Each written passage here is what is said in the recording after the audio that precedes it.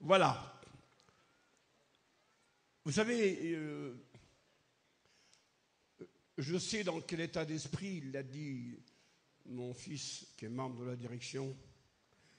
Je remercie Dieu pour la belle voix de plusieurs. Il y a des bons et grands chanteurs parmi nous. Et nous sommes heureux de les entendre. Et puis il y a aussi des gars comme moi. Bon, maintenant c'est fini, hein, je chante comme un canard maintenant. Mais ils ont aussi le droit de chanter. Ils ont aussi le droit de glorifier Dieu, avec leur voix tremblante, de dire merci au Seigneur. C'est vrai qu'en ce qui nous concerne, nous sommes un peuple particulier, mais personne n'est effacé ici. Personne n'est oublié. Dieu connaît chacun de ses enfants. Le Seigneur connaît celui qui lui appartient. C'est marqué dans la Bible. Et dès qu'on devient enfant de Dieu, on fait partie de cette grande famille du Seigneur. Et toutes les grâces sont données à tous ses enfants. Tout ce que je peux avoir, bon, peu importe. Tous mes enfants ont le droit de l'avoir à part égale. Eh bien, tout ce que Dieu possède, il le partage avec tous ses enfants qui sont là ce matin. Et pas seulement avec vous présents, mais avec l'Église universelle, que ce soit les Pygmées, les Africains ou les Aborigènes, les Américains ou tout ce que vous voulez, nous avons accès par le Christ au trône de la grâce. Je ne voudrais pas trop parler parce que je ne sais pas, mais je suis un bavard, je le sais aussi un peu. Excusez-moi de vous le dire. Je voudrais lire tout de suite la Bible. Jean chapitre 10, s'il vous plaît. Et je vous lirai le verset 4, 3 et 16, s'il vous plaît. 4 versets dans ce chapitre 10 de l'évangile de Jean. Verset 4.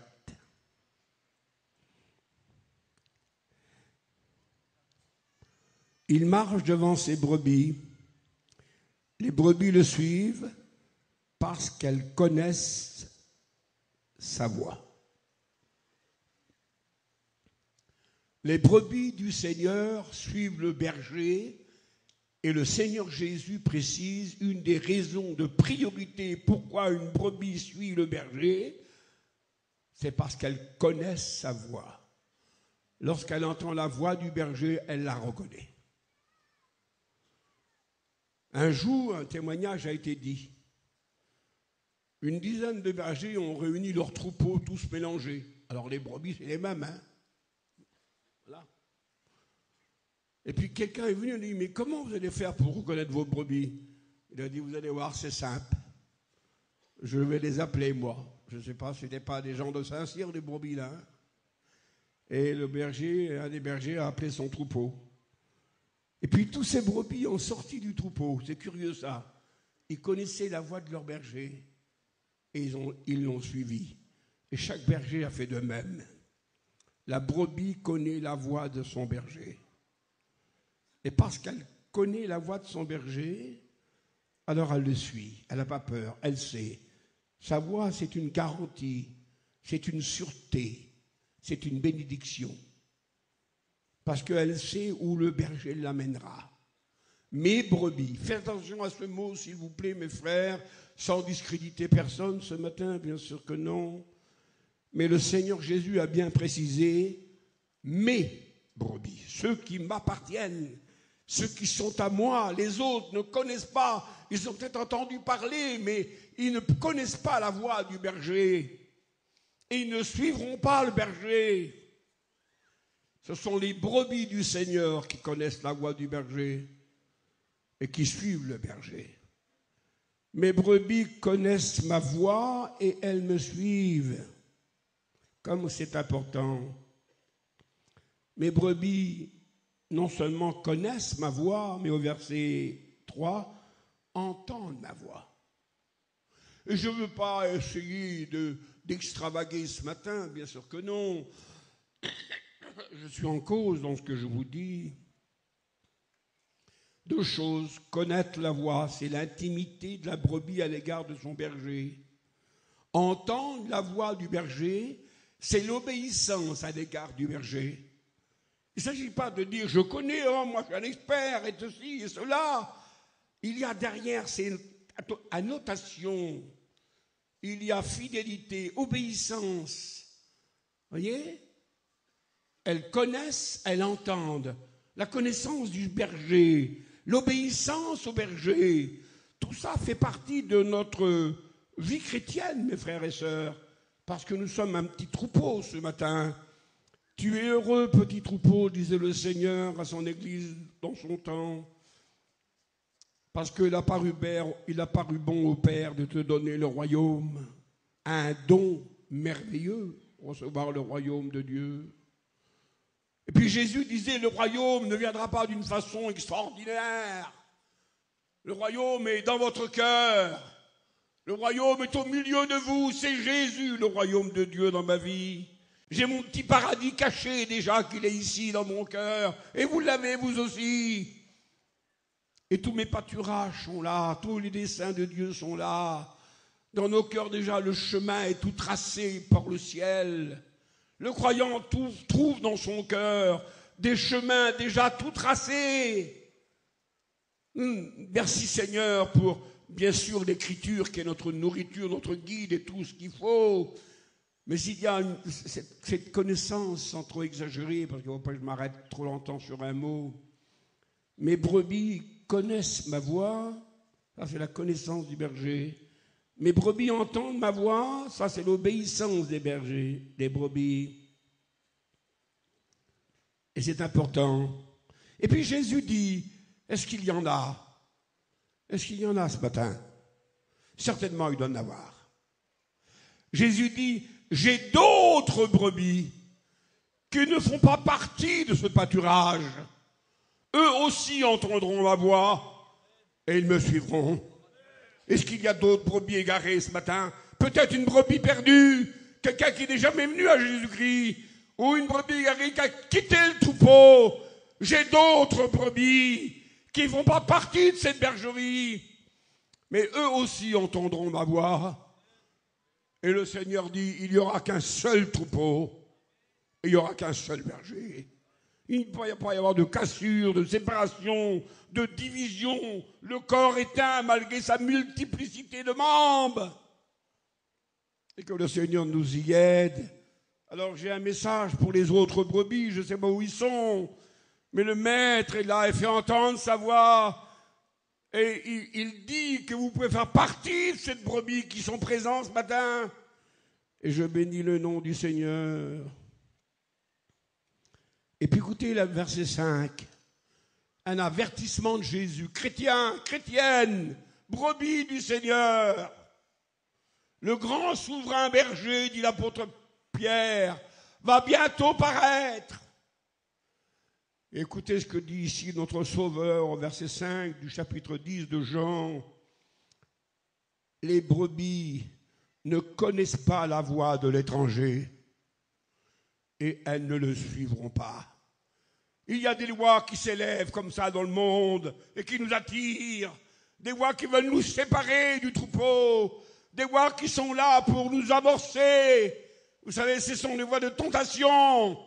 Et on est censé souvent, et malheureusement, quelques-uns y tombent dans ces pièges et quittent la voie du bon berger et poursuivent la voie des étrangers. Il y a des voix qui résonnent dans le monde aujourd'hui. Et la mission avec la direction, nous faisons tout notre possible avec nos pasteurs réunis dans vos églises. Ce sont eux, vos bergers, qui vous dirigent. Nous faisons attention au nom de la parole du Sauveur, non pas à cloîtrer nos brebis, non pas à créer un mur autour de nous. Non, nous sommes dans le monde, nous sommes y faire partie, a dit le Seigneur. Mais nous faisons attention. Il y a des voix étrangères qui s'élèvent aujourd'hui.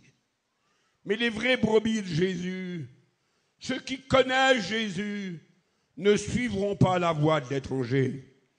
Et je pourrais ici citer plein de notes. Qu'est-ce que ça veut dire la voie de l'étranger? Oh, je ne m'arrêterai pas là-dessus. Je resterai que sur ce que je crois que le Maître m'a dit de vous dire. Alors attention au danger de quitter le troupeau pour aller brouter un petit peu ailleurs. Parce que là-bas, il semblerait, c'est ce qu'a fait d'ailleurs le fils prodigue, combien de temps de misère il a connu. Il avait la connaissance de la douce voix de son père. Et ensuite, il est parti dans un pays lointain. Parce qu'une voix l'attirait, une voix l'attirait. Eh bien, les vraies brebis du Seigneur, que Dieu vous aide, que Dieu m'aide, ne connaissent pas et ne suivront pas la voie d'un étranger. Et là, je démarre. Enfin, on démarre. La première, la priorité des priorités. Dieu crée l'homme à son image dans le jardin d'Éden. Le paradis pour l'homme, le bonheur pour l'homme, la paix pour l'homme. Voilà ce que Dieu veut. Mais le serpent s'introduit, Satan s'introduit. Et avec sa voix sournoise, avec sa séduction, il séduit Adam et Ève. Et ils désobéissent à Dieu qui avait donné l'ordre de ne pas manger le fruit défendu. Et d'un seul coup, vers le soir, dit le livre de la Genèse, la voix de Dieu lui-même se fait entendre. La voix de Dieu, au bout d'Evel, on a beau les peines. Adam, Adam, où es-tu? Pour la première fois de sa vie, je ne sais pas le temps où ça a passé, je ne sais pas, mais peu importe cela. Dès qu'il écoutait la voix de Dieu, il jubilait de joie, Adam, de discuter avec son Créateur, avec son Dieu. C'était son bonheur, cette voix. C'était son plaisir, cette voix. Et là, un jour, cette voix-là est devenue pour lui un tremblement, une crainte, une peur.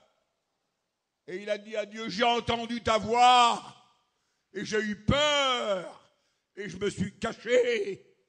Est-ce qu'il y a parmi nous des croyants qui entendent la voix de Dieu, et qui ont peur, et qui se cachent, et qui veulent se présenter devant Dieu?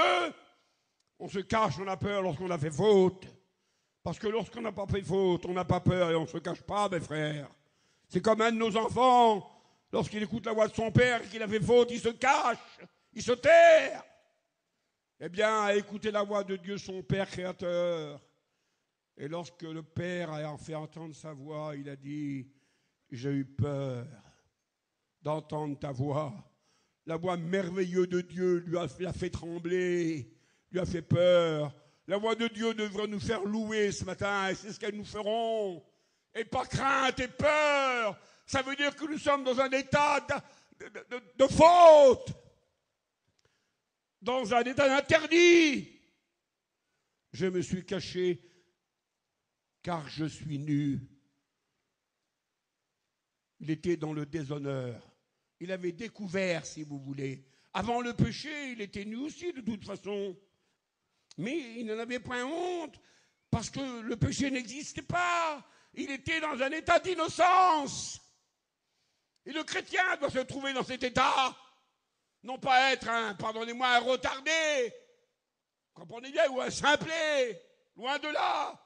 C'est pas ce que nous promettons, c'est pas ce que la Bible nous dit. Mais directement, il a découvert sa nudité. Il a découvert sa honte. Parce que la voix de Dieu lui a fait découvrir ce qu'il était. Il a désobéi à son Dieu. La voix de Dieu parle ce matin. Je ne suis pas un prophète. Et j'avoue devant Dieu que, pardonne-moi mon baron d'Evel, je ne sais pas quoi dire, j'ai peur. J'ai engagé une voix qui... De toute façon, je ne voudrais pas l'être. Voilà, comme ça, je suis tranquille. Je suis content avec ce que le maître m'a donné. Je sers mon Dieu, ça me suffit. La voix de Dieu a fait trembler Adam. Quelle peur qu'il a eue. Il a découvert, je suis en faute, je suis nu. Il a découvert sa honte. C'était la première fois que la voix de Dieu s'adressait à l'homme. Et depuis ces 6000 ans, la voix de Dieu n'a cessé de s'adresser à l'homme par des divers moyens. Car Dieu parle tantôt d'une manière, il parle tantôt d'une autre. Il emploie qui il veut, quand il veut, où il veut. Et les hommes n'y prennent point garde, dit la Bible. Et que c'est important cela, mes frères. Je le dis ici comme un vieux frère dans la foi. Si quelqu'un a peur de la voix de Dieu, alors il faut regarder votre vie, car il y a quelque chose qui ne va pas. Il y a quelque chose qui ne va pas. On ne peut pas avoir peur de la voix de son Père. C'est pas possible. C'est notre Père qui nous aime en plus et qui veut notre bonheur. je me suis caché. Et l'homme se cache. Au lieu de rechercher la présence de Dieu, de demander la présence de Dieu, maintenant cette voix qui le fait trembler, il se cache. Il évite une rencontre avec Dieu. Il évite d'écouter la voix de Dieu. J'ai eu peur et je me suis caché. Comment c'est important. Il y a des multiples, j'en ai pris quelques-uns, des versets simplement. Mais l'autorité de la voix de Dieu, le texte sera la voix de Dieu et son message. Par exemple, ces deux versets que je cite très rapidement pour vous dire la puissance de la voix de Dieu, l'autorité de la voix de Dieu, le cèdre du Liban est l'arbre de la plus grande splendeur qu'un arbre peut exister.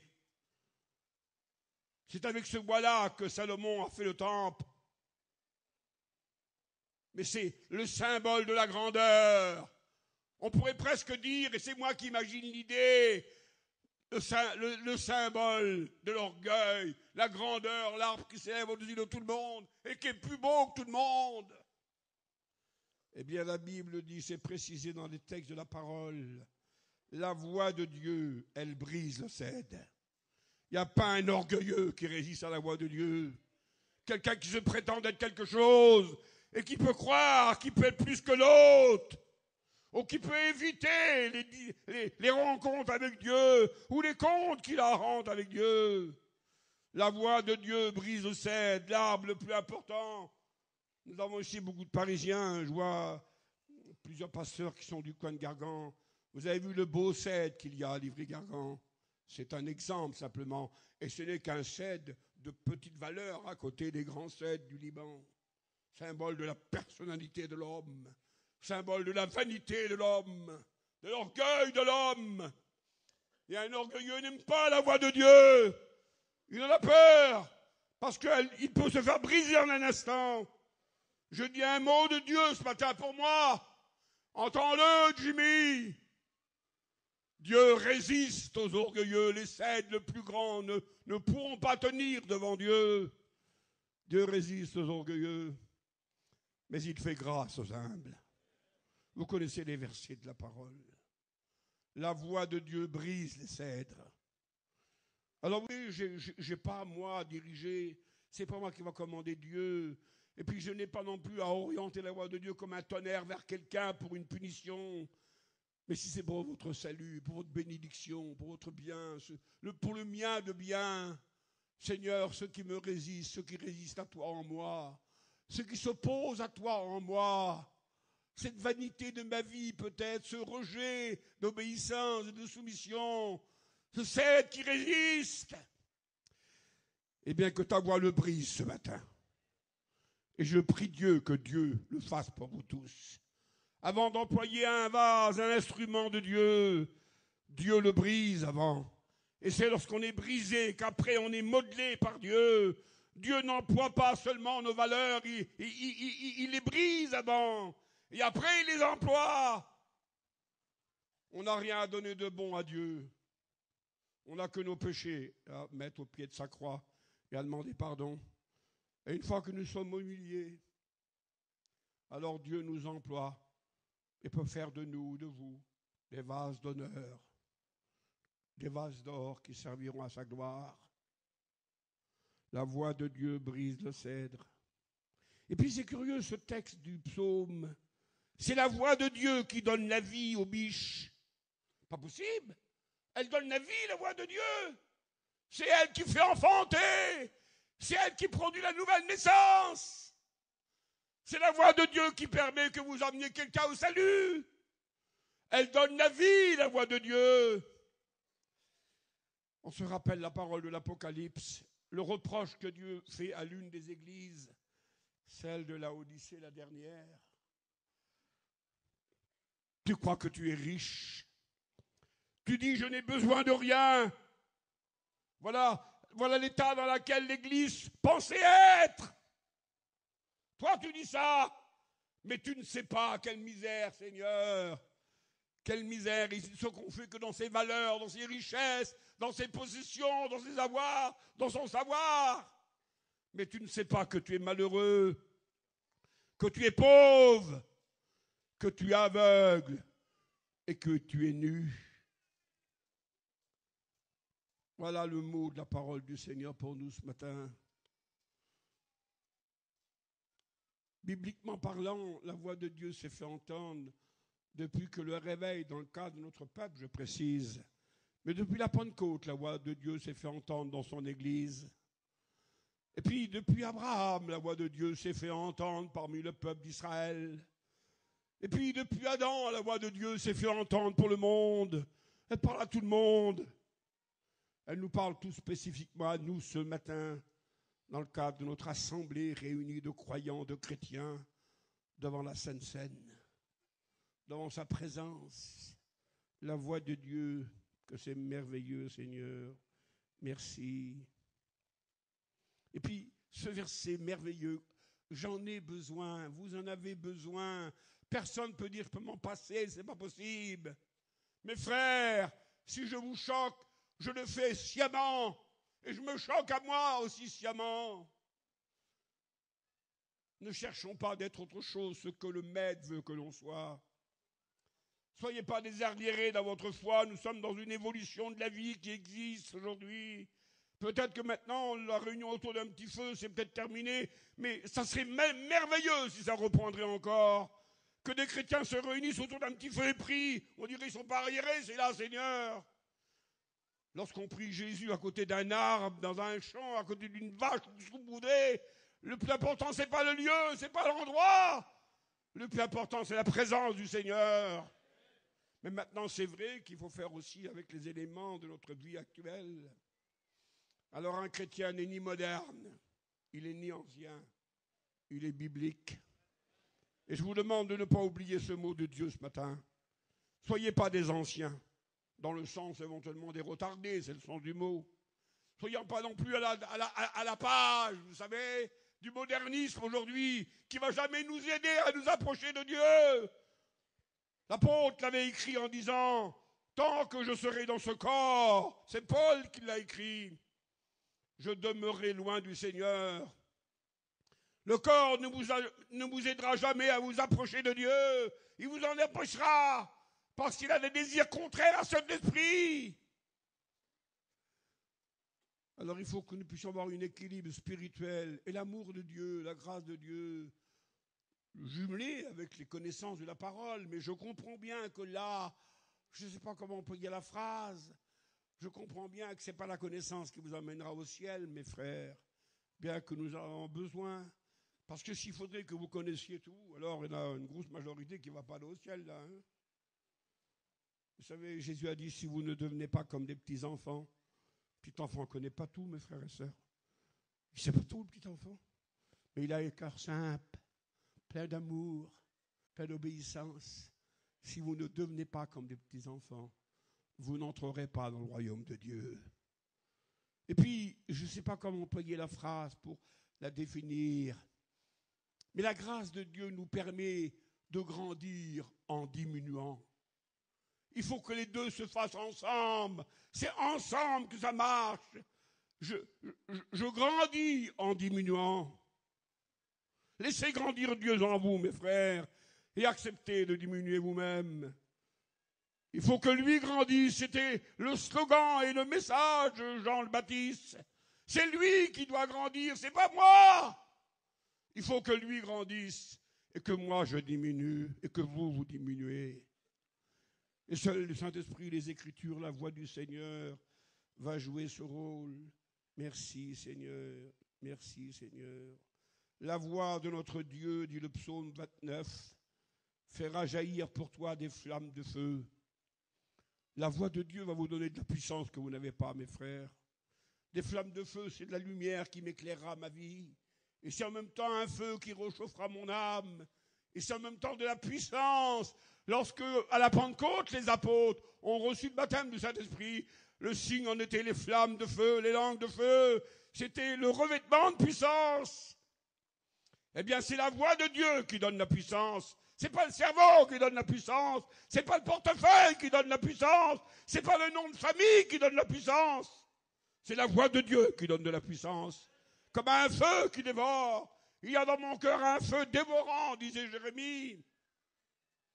Et que Dieu nous y aide. Merci Seigneur.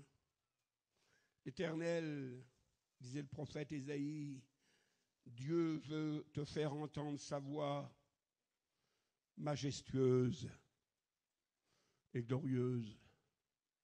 C'est le désir de Dieu. Le Seigneur veut te faire entendre sa voix. Et combien de fois n'avons-nous pas entendu cette voix? Ou alors nous avons désobéi et nous sommes en faute. Ou alors nous avons bouché nos oreilles, croyant qu'avec les cotons dans les oreilles, on n'écoutera pas la voix de Dieu. Mais la voix de Dieu, on n'a pas besoin. On peut être sourd et écouter la voix de Dieu. Comprenez bien, mes frères. Parce qu'elle parle à nos cœurs, la voix du Seigneur. Je voudrais te faire entendre ma voix. Je terminerai avec ce mot de la Sulamite, quel symbole de l'Église, lorsqu'elle dira dans son cantique, oui, ta voix est douce et ta voix est agréable. Et j'aime l'entendre. Vous entendez un prédicateur ce matin. Vous avez écouté les frères et sœurs intervenir par leurs chants et leurs mots. Mais le plus important, ce n'est pas nos voix à nous, c'est la voix de notre Dieu. Qui c'est qui dirige la mission? La direction est là pour organiser la mission. Qui c'est qui la dirige? C'est notre Dieu. C'est lui le grand pasteur des brebis. C'est lui qui dirige et qui fait entendre sa voix à ses brebis. Vous savez, Moïse dans le désert, et vous connaissez tous l'histoire, c'était un grand personnage, Moïse. Il avait été éduqué dans toute la loi ou toute la connaissance des pharaons, qui était une puissance très avancée de ce temps-là. Déjà à l'époque de 3500 ans avant de nous, on faisait la trépanation du cerveau en Égypte. On est beaucoup un peu l'avance que les Égyptiens ils avaient. Eh bien, Moïse avait été élevé dans toute cette connaissance de la loi, de la connaissance de l'Égypte. Et lorsque Dieu l'a appelé, il a dit, je ne peux pas. Je n'ai pas de connaissance, je n'ai pas de vocabulaire. Mais il a fallu qu'il passe 40 ans dans le désert avant pour en arriver là. Parce qu'avant, il s'était présenté. Il a essayé de délivrer Israël par sa propre puissance. Mais ce qu'il a fait, il a tué un Égyptien. Lorsqu'on fait quelque chose avant l'heure de Dieu, lorsqu'on fait quelque chose sans l'ordre de Dieu, au lieu de faire du bien, on fait du tort. Et bien souvent, Dieu fait errer son peuple dans le désert. Il l'éprouve avant. Et lorsque l'homme est vidé de lui-même, lorsque l'homme ne compte plus sa puissance, ou plus son autorité, alors Dieu lui fait entendre sa voix. Et là, l'homme Moïse, qui hier disait « Je peux, je sais », dira à son Dieu « Je ne peux pas, je ne sais pas, c'est impossible ». C'est là que l'instrument est prêt, mes frères. Vous comprenez, il faut que ce soit Dieu qui parle en vous et par vous. Il faut que ce soit Dieu qui parle par moi et en moi. Que Dieu nous y aide à la gloire de son saint nom. Merci Seigneur. La voix de Dieu est majestueuse. C'est la voix de la majesté, c'est la voix du roi de gloire, qui fait entendre parmi nous sa voix ce matin. Et sa voix est transcrite par la parole. La voix de Dieu aujourd'hui intervient par la prophétie, c'est sûr et certain, ou par quelque moyen que ce soit que Dieu emploiera, par un cantique s'il le veut, par une prière d'un frère ou d'une sœur. On en entendra le message. La règle générale, c'est que Dieu parle par sa parole. Terre, terre, terre. 3 fois Jérémie emploie le mot, comme pour donner de l'importance à ce qui va suivre. Écoute la voix de l'Éternel. Il faut que nous écoutions la voix de l'Éternel. Vous voulez aller au ciel, je veux aller au ciel. C'est le seul moyen. Jésus en est le chemin. Et c'est la voix du Père qui nous y conduit, la voix du berger qui nous y conduit. Il veut conduire à la gloire ses fils, dit l'auteur aux Hébreux. C'est le Seigneur qui conduit à la gloire ses fils, ses enfants, que nous sommes tous réunis ce matin en cette assemblée générale. Et que Dieu nous bénisse. Oui, la voix de Dieu est puissante. Et nous qui souvent sont si faibles, faiblards, impuissants, ne sachant pas comment. Ne comprenons pas grand-chose des fois. Laissons la voix de Dieu nous affermir. Laissons la voix de Dieu nous fortifier. Laissons la voix de Dieu nous diriger. La voix de Dieu est puissante. Merci Seigneur, merci. Et puis ça commence comme ça. Voilà comment ça a commencé, d'une façon différente les uns pour les autres. Et je n'ai pas à l'expliquer ce matin. Mais chacun, si nous le temps nous serait donné, nous dirions leur expérience. Et puis nous découvrirons de quelle manière ce frère ou cette sœur est venu à Jésus-Christ. Il a mille moyens de nous faire parvenir à lui, le Seigneur. Il emploie des chemins différents. Mais le but est le même, c'est pour nous emmener à Christ. Nos chemins peut-être sont différents de parcours, mais le but est le même, nous emmener à Christ. Et Christ nous emmène en gloire. Écoutez ce mot, l'Apocalypse 7 dit, je cite le verset car il est important. Une voix crie fortement. La voix de Dieu crie fortement. Une voix crie fortement. Elle vient du ciel et elle dit, le salut est arrivé. Le salut appartient à notre Dieu. Et la première de toutes les circonstances qui nous a permis d'entendre la voix de Dieu, ce fut notre salut. Car en dehors de notre salut, la voix de Dieu est inaccessible. Personne ne peut entendre, écouter, comprendre la voix de Dieu si on n'est pas sauvé. On écoute des sons, on écoute des bruits, on écoute ce que vous voulez. Mais la voix du Père, la voix du berger n'est pas connue. C'est le salut. C'est les brebis sauvées qui connaissent la voix du berger. Le salut est arrivé. Que Dieu soit béni. Merci Seigneur. Et j'ai entendu dans le ciel une voix forte en rappelant encore une deuxième fois le salut qui appartient à Dieu est venu jusqu'à nous. Il est venu jusqu'à toi, mon frère. Toi le dernier, toi le premier, toi la sœur, toi le frère, toi le plus jeune, toi le plus âgé. Par la voix de Dieu, par la voix du Saint-Esprit, par l'écriture, par le serviteur, par la servante, par le témoignage ou X moyen, la voix de Dieu est venue jusqu'à toi. Que le Seigneur nous permette de comprendre ce matin que pour qu'on puisse dire, je veux entendre ta voix, Seigneur. Alors c'est vrai qu'un inconverti, dans tout le respect que je vous dois, mes amis, puisque nous avons dit, le Seigneur l'a dit, alors je ne peux pas dire autre chose que ce que le Maître, et je suis heureux de dire ce que le Maître a dit. Sinon, nous serions des égoïstes qui nous renfermerions en nous-mêmes, et nous dirions, ça y est, le quota est atteint, nous ne voulons plus rien faire. Jésus a dit, j'ai encore d'autres brebis, ils ne font pas partie de cette bergerie, ils sont là, peut-être parmi nous quelques-uns. Ils entendront eux aussi ma voix, et je veux un seul troupeau et un seul berger. Il y a des responsables, mais il y a un seul berger parmi nous. Il s'appelle Jésus-Christ. Et nous sommes sous ses ordres. Je me réjouis d'être sous ses ordres. Je suis un petit berger qui dirige mon petit troupeau. Le grand berger, le patron, c'est Jésus. Merci Seigneur. Et puis alors, je pourrais presque officialiser au nom de l'Écriture que Israël était habitué. Il était désabusé tellement qu'il était habitué. La voix de Dieu n'avait plus écho, il l'écoutait à chaque instant de sa journée. Et lorsqu'on entend trop de choses et qu'on ne met pas en pratique, on en est blasé. Les prédications, je ne pourrais pas dire les plus belles, que ça n'existe pas, mais les plus dirigées par Dieu, qui atteignent un but spécial, ou les plus beaux cantiques, les grandes prières, pour un instant, ça nous apporte une certaine, je ne sais pas quoi dire, je ne veux pas employer un mot qui peut-être pourrait être désobligeant. Et puis, dès que c'est fini, ça y est, c'est fini, on retourne à la routine de la journée. Dieu a parlé, mais c'est fini maintenant. La voix de Dieu doit avoir une suite, mes frères. La voix de Dieu doit avoir une suite. Vous comprenez ce que je vous dis, mes frères, sœurs chrétiennes? La voix de Dieu doit avoir une suite dans votre vie. Serviteurs de Dieu, Jimmy, mes collègues de la direction, la voix de Dieu doit avoir une suite. Il faut répondre. Il faut répondre.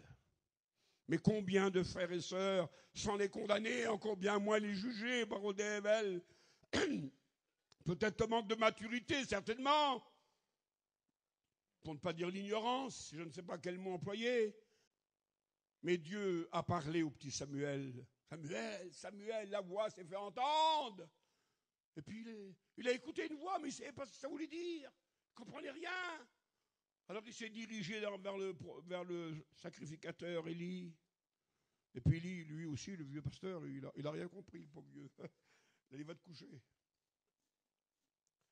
Ça arrive des fois que des gens s'adressent à nous et on ne comprend pas non plus le message. Que Dieu me pardonne, c'est moi qui parle. Je peux aussi, moi, lui dire, va te coucher. Ça veut dire, je ne réponds pas, je n'ai pas la réponse. De nouveau, la voix de Dieu se fait entendre. Et de nouveau, le petit Élie revient, le petit Samuel revient. J'ai entendu ta voix. Bon, rien à dire, va te coucher. Il ne discernait pas la voix de Dieu. Dieu l'appelait, Dieu parlait. Ni le petit garçon, ni le ministère, le serviteur de Dieu ne comprirent que c'est Dieu qui a interpellé l'enfant. Et pour la troisième fois, la voix s'est fait entendre. Samuel, Samuel. Le petit garçon s'est réveillé et de nouveau, dans la conscience, il est venu vers le serviteur de Dieu. Et là, le serviteur de Dieu, que Dieu soit béni, il lui a donné la lumière. Heureusement, Barodével, qu'on n'est pas toujours bouché, mon bon Jésus. Et il a dit, mon fils, si tu entends encore la voix de Dieu, tu diras, parle Seigneur. Il a compris. Cette voix-là, c'était la voix du Seigneur. Tu diras, parle Seigneur, ton serviteur écoute. Je le dis ici, tout à la gloire de mon Dieu. Peu importe que ce soit moi ou un autre collègue, c'est pas grave ça. La voix de Dieu parle aujourd'hui, je vais vous dire pourquoi elle parlait dans la suite. Peut-être que pendant un temps on ne comprendra pas, on ne sait pas, c'est pas d'aujourd'hui, c'est depuis 60 ans, 50 ans, peut-être plus, que la plupart d'entre vous écoutent la voix de Dieu dans nos réunions. Et puis ils n'ont pas donné suite.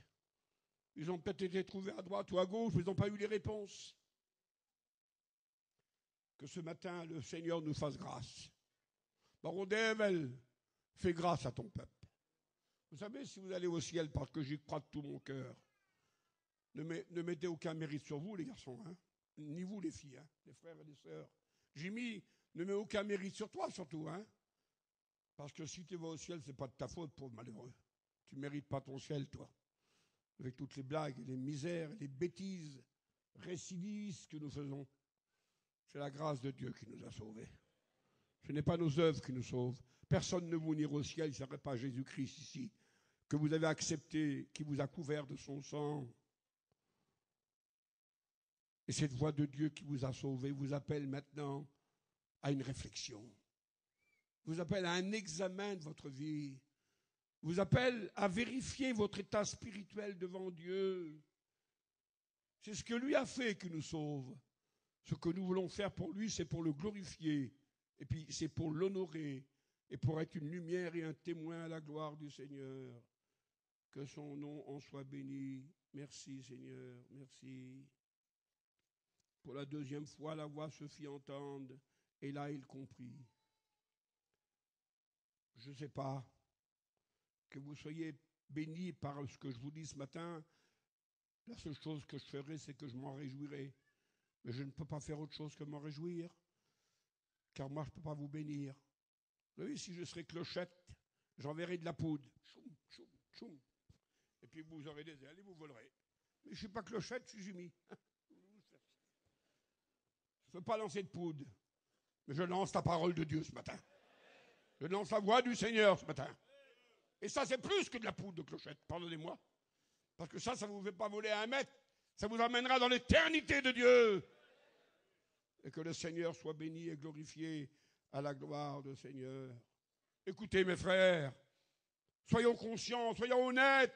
Je demande l'honnêteté aux chrétiens. C'est pas la peine de paraître ce qu'on n'est pas. Écoutez, ce mot de la parole, c'est Jésus qui parle dans son évangile de Jean 18, 37. Quiconque est pour la vérité, eh bien c'est moi Seigneur, je lève la main. Je voudrais savoir qui c'est qui est pour la vérité parmi nous ici. Qui c'est qui est pour la vérité? Levez la main, s'il vous plaît. Vous êtes des chrétiens, vous êtes pour la vérité. Vous n'êtes pas pour le mensonge quand même, non? Pour la tricherie, pour la duperie. Quiconque est pour la vérité, qu'est-ce qu'il fera? Il écoutera ma voix. Lorsqu'on dit je suis pour la vérité, mais qu'on ne veut pas écouter la voix de Dieu, ou qu'on s'en tourne l'oreille de la voix de Dieu, alors c'est du mensonge de dire qu'on est pour la vérité. Quiconque est pour la vérité, il écoutera ma voix. Le chrétien, il est de, je ne dirais pas un devoir, le mot ne correspond pas à la vérité, et c'est un bonheur que d'écouter sa voix. Mon bien-aimé m'a fait entendre sa voix, et elle jubilait de joie, la Sulamite. C'est le symbole de l'Église. Alors voilà la première raison pourquoi il faut écouter la voix de Dieu, pour demeurer dans la vérité. Merci Seigneur. Et cette vérité a un fondement. Et c'est le texte de la Genèse qui nous le rappelle, c'est très important. La Genèse 4 et verset 10, c'est Dieu qui parle et qui dit « La voix du sang est montée jusqu'à moi ». Le verset parle de Abel, dont le sang a transmis un message à Dieu. Il était mort, il ne pouvait plus parler, le petit garçon-là, le berger Abel. Mais son sang a donné un message à Dieu. La voix du sang. Et ça ne concernait que Abel, ça n'avait pas de conséquences pour les hommes de la terre. C'était d'un homme à Dieu. Tandis qu'il y a une autre voix du sang qui a parlé à Dieu et qui a sauvé le monde entier. C'est le sang de Jésus-Christ. La voix du sang de Jésus. C'est le plus grand de tous les messages que Dieu nous a laissés. Car c'est cette voix du sang qui nous a sauvés. Ce n'est pas par des choses périssables que vous avez été sauvés, ni l'argent ou l'or, mais par le sang précieux du Seigneur Jésus, qui, comme d'un agneau sans défaut, a été versé pour chacun de nous. La voix du sang. Dieu n'écoutera pas la voix de l'homme, il écoutera la voix du sang de son Fils, qui est le plus beau des messages, le plus grand des messages. La voix du sang du Seigneur, quel beau message, quel grand message. Et je veux continuer à l'entendre encore aujourd'hui. Merci Seigneur. Et puis, la voix de la vérité, la voix du rachat, le sang. Et maintenant, il y a la voix, et c'est important, Genèse 21 le dit, mais peu importe, je vous laisse ces grâces et versets. Lorsqu'elle écouta la voix de Dieu, elle pleura. Un petit détail de rien. Elle n'a pas été comme ça, impassible, vous savez, tranquille. C'est beau ça, hein? Ouais, parle bien le monsieur là. Hein? Il débrouille, hein? Ça ne vous amènera jamais au ciel, ça. Les applaudissements. Bravo! Ça ne vous amènera jamais au ciel. Lorsque la voix de Dieu arrive, lorsqu'on l'entend, on pleure. Que ce ne soit pas vos yeux qui pleurent, mais votre cœur. Si les yeux peuvent participer, ça ne serait que mieux. Savez-vous qu'au début du réveil, les chrétiens pleuraient souvent? J'ai vu tout à l'heure dans l'assemblée l'atmosphère spirituelle qu'il y avait par des chants, des cantiques. Il semblait que les chrétiens étaient paisibles, tranquilles, vous savez. Il n'y avait pas de participation. Pardonnez-moi, attention, on sera beaucoup condamnés. On n'est pas obligé non plus éventuellement de s'exprimer à haute voix, puis fortement, pour que la présence soit bonne parmi nous. Je prends l'exemple d'Élie, lorsque la voix de tonnerre se fit entendre, que les rochers se brisa. Dieu n'était pas dans les tonnerres. Et lorsqu'il y eut un tout petit murmure doux et léger, le prophète comprit que c'était Dieu qui parlait. Alors Dieu parle par le tonnerre s'il le veut, il est libre de le faire. Et il parle aussi par un murmure doux et léger. Quelle que soit la méthode qu'il emploiera, le principal, c'est que lorsqu'il parle, que notre cœur soit touché. Elle pleura. Elle découvrit la voix de Dieu.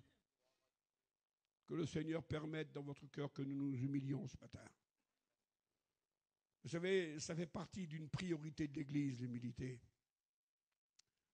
Je ne veux pas, le Sauveur s'appelle Jésus, aucun problème. On ne mérite pas d'être le salut, jamais de la vie, ni maintenant, vous ne l'avez jamais mérité, vous ne le méritez pas, vous ne le mériterez jamais.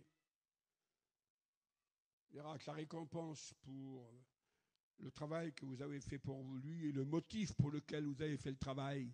Car ce n'est pas le travail lui-même qui compte, c'est le motif, la raison pourquoi vous avez fait. Et je vais m'excuser auprès de mes frères et sœurs parce que ça paraît choquant ce que je vais dire là. Il y en a qui chantent ici, mais que Dieu les bénisse. Mais c'est juste pour faire entendre leur voix. On n'a pas besoin. Dieu bénisse les ténors. Que Dieu les bénisse, nos frères, qui ont une belle voix, vous savez, de Caruso, là. Que Dieu me pardonne de dire ça. Mais ce n'est pas l'intonation qui compte. Si je chante, c'est pour Jésus. Si je prie, c'est pour Jésus.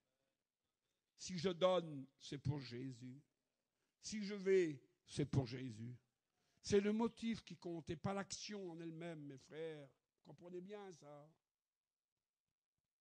Lorsque certains se présenteront devant Dieu, dit le maître, c'est le maître qui rappelle ça. Mais Seigneur, on a prophétisé. Quelle beauté, quelle chrétienne, quel chrétien, Seigneur. Mais Seigneur, on a fait ça, on a fait ça. Arrière, je ne vous connais pas. Ils ont tout fait pourtant. Mais le motif n'était pas bon. La raison n'était pas bonne. Parce que c'est sur la raison que Dieu juge et pas sur le motif, et pas seulement sur l'acte, tout simplement. Je vais m'excuser auprès de vous, mais j'ai envie de vous le dire. Il faut que j'arrête dans un quart d'heure. Il m'en faudrait encore 3. Vous savez que j'ai fait une parabole. Une dans ma vie. Ça fait bientôt, peu importe. Depuis longtemps, je suis un chrétien. Depuis 55, je suis baptisé. Depuis 59, je suis serviteur de Dieu, donc ce n'est pas d'aujourd'hui. J'ai fait mes expériences comme mes copains derrière moi et comme vous. Et puis pendant ces 60 années, vraiment, je ne suis pas un grand prophète, mais pas du tout alors. J'ai eu une vision et puis j'ai eu une extase. Ah, voilà, que voulez-vous faire? Ça appartient à Dieu. Moi, ce n'est pas l'extase et la vision qui me dirigent. Je les honore, je les respecte, mais moi, ce qui me dirige, c'est la parole de Dieu. Si demain on dirige la mission sur des visions, sur des points de vue, sur des idées, on est perdu. On ne va plus au ciel, on va autre part. Mais si on se dirige d'après la parole, comment l'homme rendra-t-il pur son sentier? Le psaume 119, 9, la réponse, en se dirigeant d'après ta parole. Alors je vous cite en 2 mots simplement ma petite parabole. J'ai eu l'idée de fou. Parce que moi, vous savez, je suis un peu comme ça. Pas trop, mais un petit peu quand même. Je ne sais pas lequel d'entre vous, vous avez faim, vous venez chez moi, et j'ouvre la porte et je vous vois. J'ai faim, un petit malheureux. J'ai faim, tu peux me donner un petit morceau de pain? Et puis dans le respect que je dois à ma femme qui est auprès du ciel, je lui dirai, donne un morceau de pain à ce monsieur-là, qui me débarrasse ce plancher-là. Je n'ai pas que ça à faire, moi. Alors on va donner un petit casse-croûte, Barizinda. Il va se régaler, le petit monsieur-là. Il aura son casse-croûte. J'ai fait l'œuvre. Mais mon œuvre, ça a été pour le renvoyer. Lorsque j'apparaîtrai au ciel, ce casse-croûte n'existera jamais. Parce que le motif a été impur. Il n'a pas été spiritualité, le motif. Il a été impur. Mais le monsieur, il a tellement faim qu'il revient. J'ai faim, tu peux me donner encore un petit morceau de pain à un de vous. Et là, je suis en compagnie de plusieurs hommes. Vous savez, des copains. Pourtant, j'élève la voix. Ah, je veux faire savoir que je suis le chalo. Et je crie fort. Il reste encore du caviar, du poulet, de la dinde, je ne sais pas quoi, moi, tout ce que vous voulez. Eh bien, fais un grand casse-croûte, pour que tous mes collègues qui écoutent là. Et donne-le ce monsieur. Lui, c'est la Noël, le casse-croûte. Quelle œuvre que j'ai fait. Mais dans le ciel, il ne sera pas marqué. Parce que c'est l'orgueil qui l'a donné. Et l'orgueil ne compte pas pour Dieu. Me débarrasser de l'autre ne compte pas pour Dieu. L'orgueil ne compte pas pour Dieu. J'ai fait une action, mais je l'ai mal fait. Et ça ne tiendra pas devant Dieu. Puis alors, le monsieur, il meurt de faim, quoi. Il n'a pas mangé depuis 14, lui, monsieur-là. Il revient. Vous pouvez pas me donner un petit morceau de pain, j'ai faim, s'il vous plaît, monsieur. Et puis je la regarde, je dis, qu'est-ce qui reste? Ben, il reste une demi-baguette. Et les petits en mangeaient, non. Ben, garde un petit morceau pour les petits, quand même, hein. Il reste un petit morceau de fromage, oui, ben, donne-y un petit morceau, voilà la grandeur. Et rien du tout à côté des autres. T'as fait du café, je crois. Donne un petit verre de café au petit monsieur, là. Tiens, monte, mon petit gars. Viens te chauffer auprès du feu 5 minutes, là. Mon cœur est ouvert. Moi et puis elle, on est heureux d'accueillir et de faire du bien à un petit malheureux. Il aura mangé ça. Et il partira. Lorsque j'arriverai au ciel, mon casse-croûte sera marqué. Parce que c'est mon cœur qui l'a donné.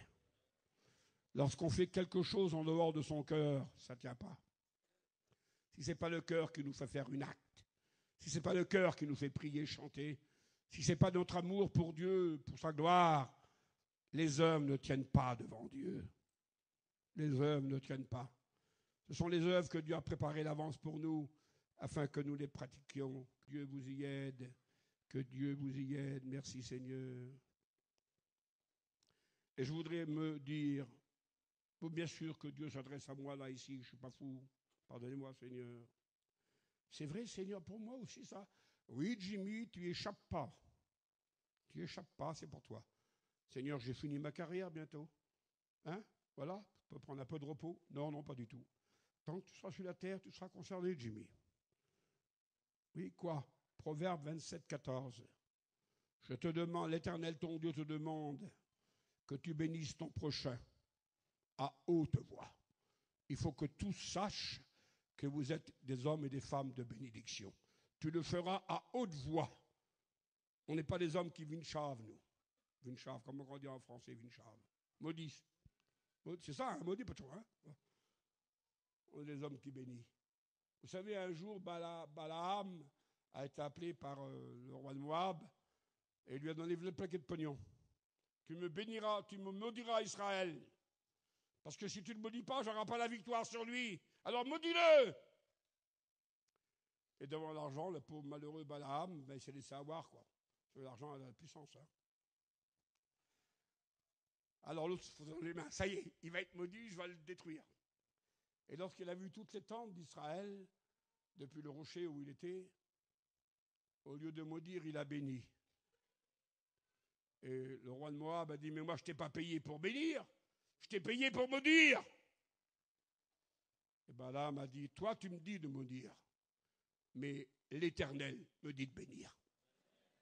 Alors peut-être que mon corps, peut-être que vos amis ou les autres vous diront, mais dont on met, tu vois, les dons, on fait, qu'on voit ici, c'est rien ça.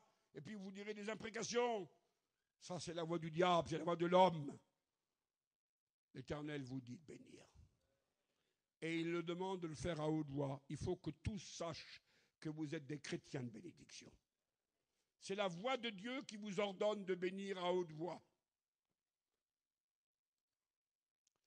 J'ai toujours été, je ne sais pas comment employer le mot, intéressé, disons, voilà, ça suffit, je crois.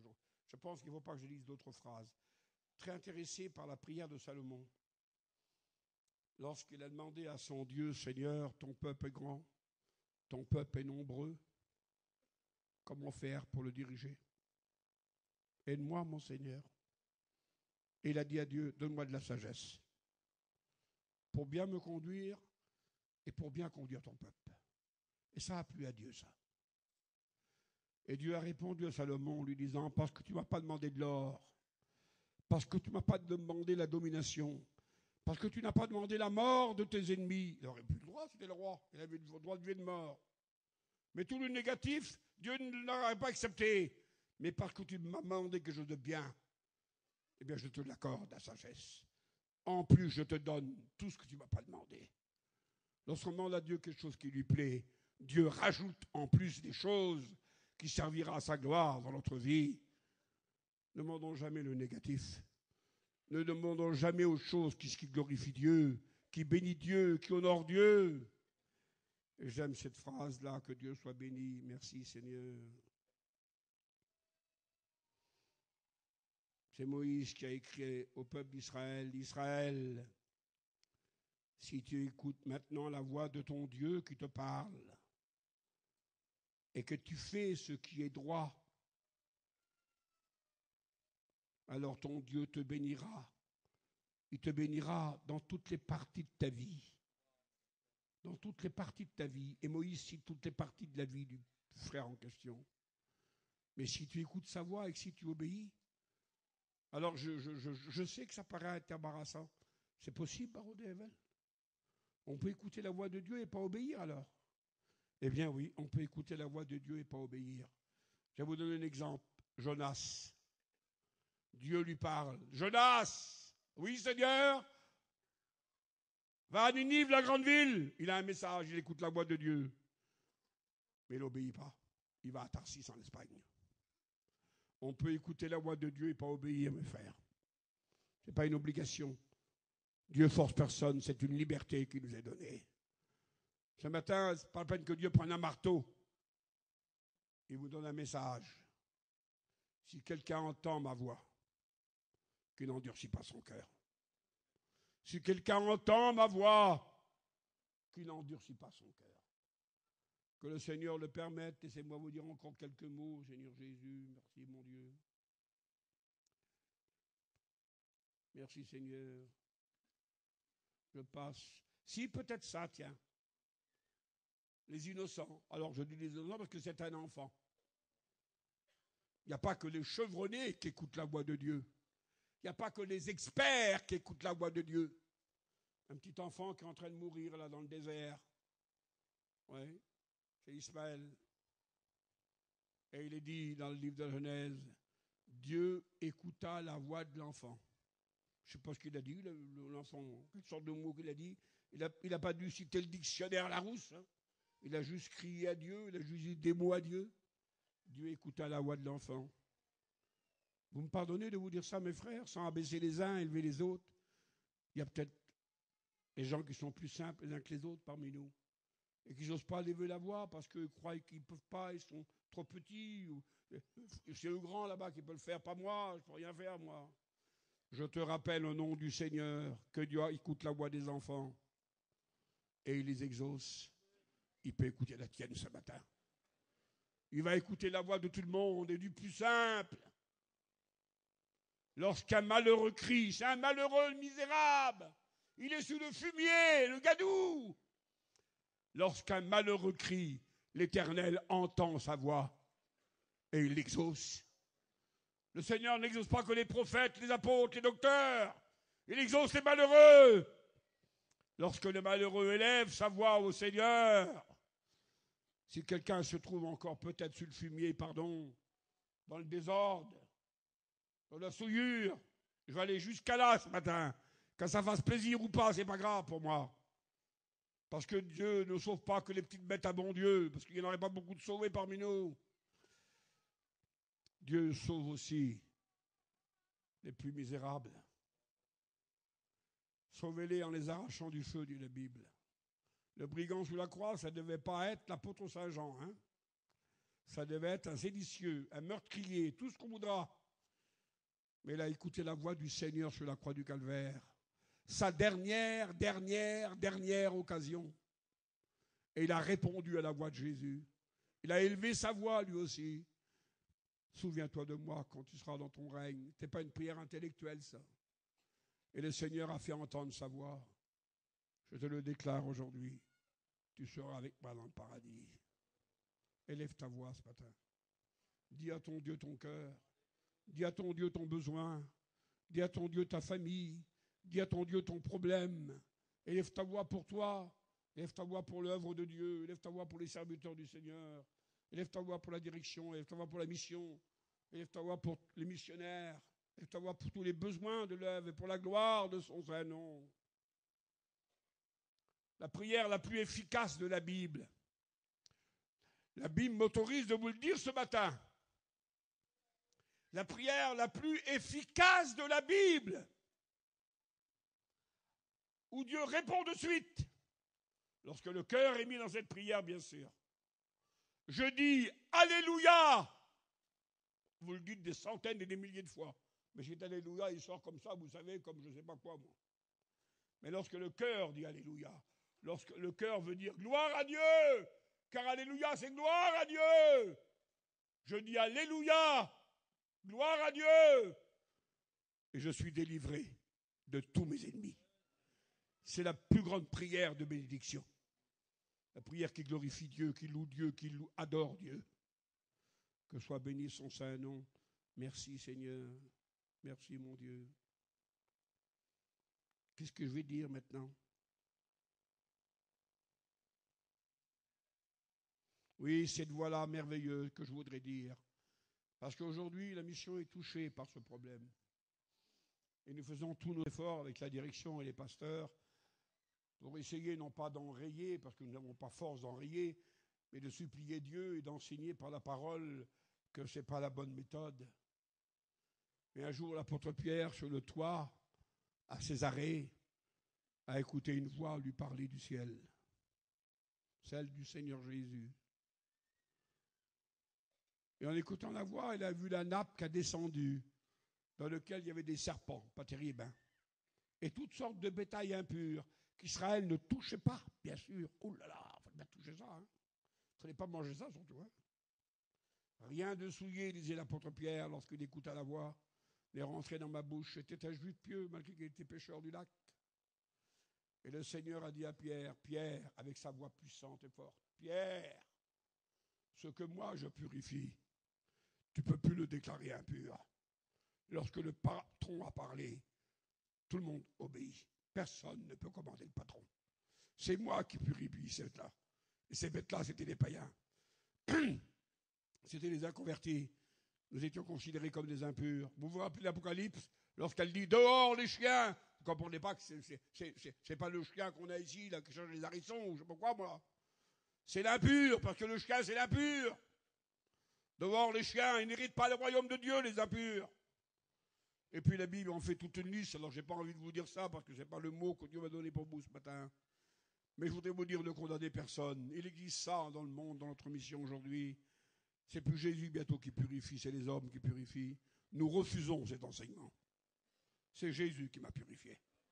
C'est Jésus qui vous a purifié. Et personne ne peut dire, viens vers moi, je te purifie. On n'a pas de pouvoir de faire ça, nous. C'est le sang de Jésus, son Fils, qui purifie de tout péché. Voilà pour nous la voix de Dieu ce matin. Merci, Seigneur. Et puis, quelle beauté, Barodève, quelle beauté, mon Seigneur. Il va mourir. Je passe. Il va mourir, il est lapidé, Étienne, par des pierres qui tombent et qui pleuvent par centaines. Il est déchiqueté, Barizinda, ensanglanté.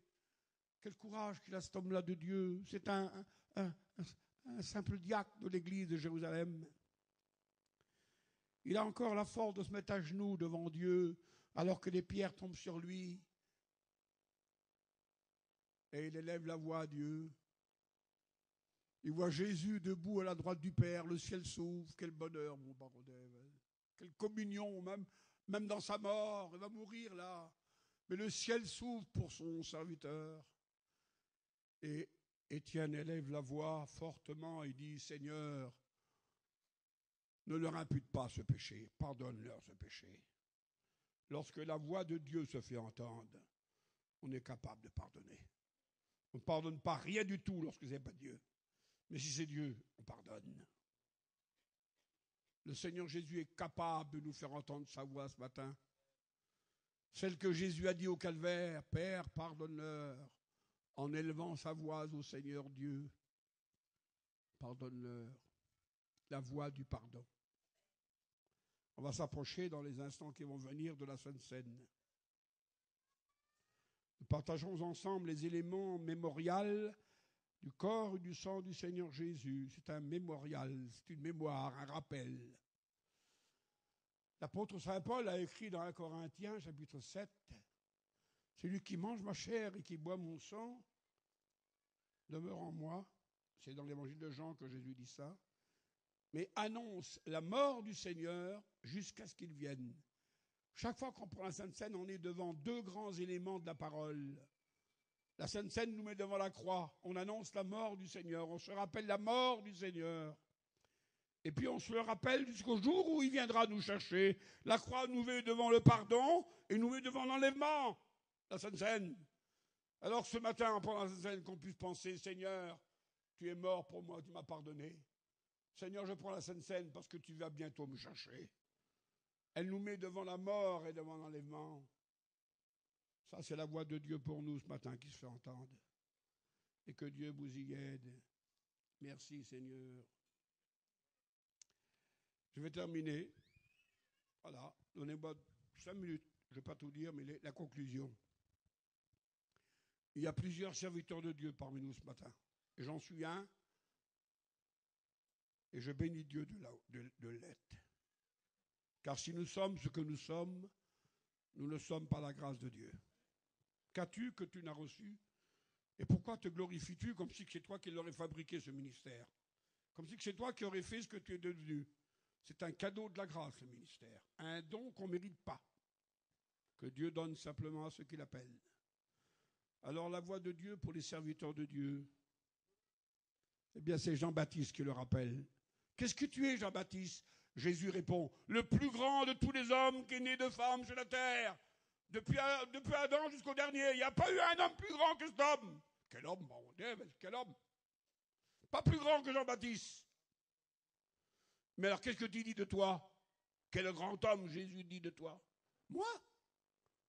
Ben moi je suis la voix. Une voix seulement. T'as pas un visage, t'as pas une figure, t'as pas un nom, t'as pas un titre. Non, non. Non, je suis la voix. J'ai un message et j'ai pas une personnalité. Le serviteur de Dieu, il a un message, mes frères. Et qu'il ait une tête carrée ou une tête ronde, on n'en a rien à foutre.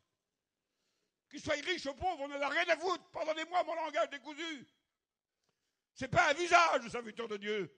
C'est pas un cerveau, le serviteur de Dieu. C'est un message.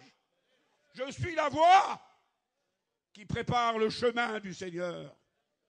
Et que les jeunes serviteurs de Dieu se rappellent de cela. C'est la voix du Seigneur. Vous êtes devenu la voix du Seigneur. C'est le prophète Isaïe. Alors là, allez-y. Allez-y. C'est pas un ordre, c'est un conseil d'un vieux serviteur de Dieu qui est pratiquement à la fin de son mandat. C'est le prophète Isaïe qui le dit. Jeune serviteur de Dieu, prédicateur que nous sommes, moi maintenant, que voulez-vous faire? Je vais le faire avec la voix que je possède. Je hurle comme un ours des fois. T'es serviteur de Dieu? Oui, Seigneur. T'es candidat au ministère? Oui. Bon. Alors voilà ce que tu vas faire. Ésaïe 58.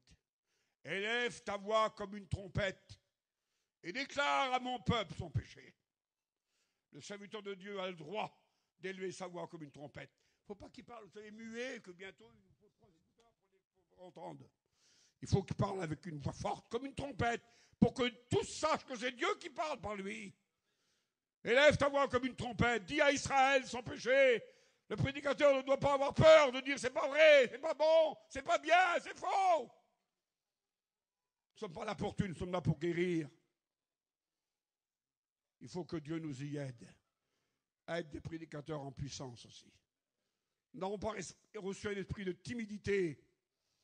Nous avons reçu un esprit de force, un esprit de puissance. Élève ta voix comme une trompette.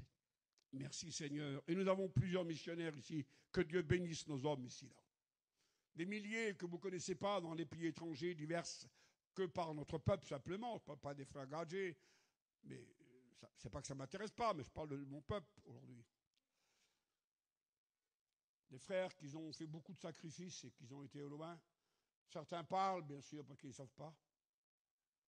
J'ai participé à toutes ces actions missionnaires des pays. Écoutez, la Bible déclare, leur voix, dit l'apôtre Saint Paul, a été jusqu'aux extrémités de la terre.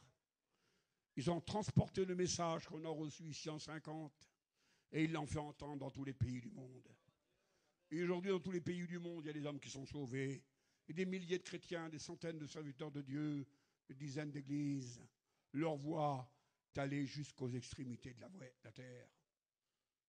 Que nous portions le message là où nos pieds nous apportent, là où Dieu nous envoie. Ça peut être parmi nous, dans notre famille, ça peut être au bout du monde. Mais que nous puissions être de ces serviteurs de Dieu-là, à la gloire de son saint nom. Merci, Seigneur. C'est moi qui t'établis, dit le Seigneur. Tu es pour moi un sentinelle qui écoutera ma voix et qui, devant le danger, sonnera la trompette. Le diable est là, il rôde comme un lion qui rugit. Il ne veut pas nous faire du bien, mais du mal. Et le sentinelle, le serviteur de Dieu, c'est la voix de Dieu. Il avertit. Il sonne la trompette. Le serviteur de Dieu sonne de la trompette. Si l'ennemi est là et qu'il veut faire du ravage, faire du tort, semer le mauvais grain, le mélanger, livrer le bon grain, il faut que nous puissions agir. Et que nous parlions, que nous disions, que nous avons à dire. Merci Seigneur, merci Seigneur. Merci mon Dieu. Ça va être ma conclusion. 3 mots, j'arrête. Jean-Baptiste, c'est la mienne. Non, c'est pas la mienne. Parce que si je dis que c'est la mienne, là, je vous mets dans l'erreur. Mais je me réjouis de la voix de Jean-Baptiste. Jean 3,3. Il dit, Moi, je ne suis pas l'épouse. C'est curieux quand même. Jean-Baptiste s'affiche. Le dernier prophète de la loi. Parce que la loi s'arrête, les prophètes ont prophétisé jusqu'à Jean. C'est Christ qui finit la loi en disant « Tout est accompli ». Jean-Baptiste, moi je ne suis pas l'épouse. Mais qu'est-ce que tu es alors toi? Moi je suis la voix, je suis l'ami de l'époux. Et je me réjouis parce que j'entends la voix de l'époux. Il comprend que Jésus va être l'époux de l'Église. L'époux des païens, sa bien-aimée, sa fiancée aujourd'hui, et demain son épouse, et dans la gloire sa femme, selon les expressions de la parole du Sauveur. Je me réjouis de la voix de l'époux. Ce n'est pas un maître qui parle ce matin, bien qu'il l'ait. Ce n'est pas un patron qui parle, bien qu'il l'ait. C'est l'époux qui parle à son épouse. Et il a le droit de lui parler. Et l'épouse doit répondre comme la Sulamite. J'ai entendu la voix de mon bien-aimé, je m'en réjouis. L'Église doit répondre à la voix de son époux, parce que c'est l'épouse. Quel bonheur que nous avons ce matin.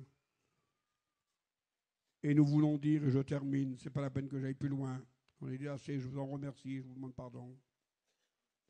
C'est marqué dans le Cantique des Cantiques. L'épouse éprouve une grande joie à cause de la voix de son époux. Il vient, ça y est, mon époux est arrivé. Ça fait 2000 ans qu'il est parti me préparer ma place. Mais maintenant j'entends sa voix. Et il me dit, je viens bientôt. L'épouse se réjouit à cause de la voix de l'époux, son maître, son mari.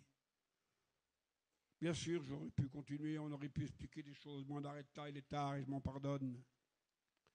Dieu nous parle. Écoutons la voix de Dieu.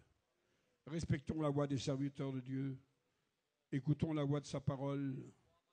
Et disons, comme Samuel, maintenant dans la prière, parle Seigneur. Ton serviteur écoute. Que ton nom soit béni ce matin.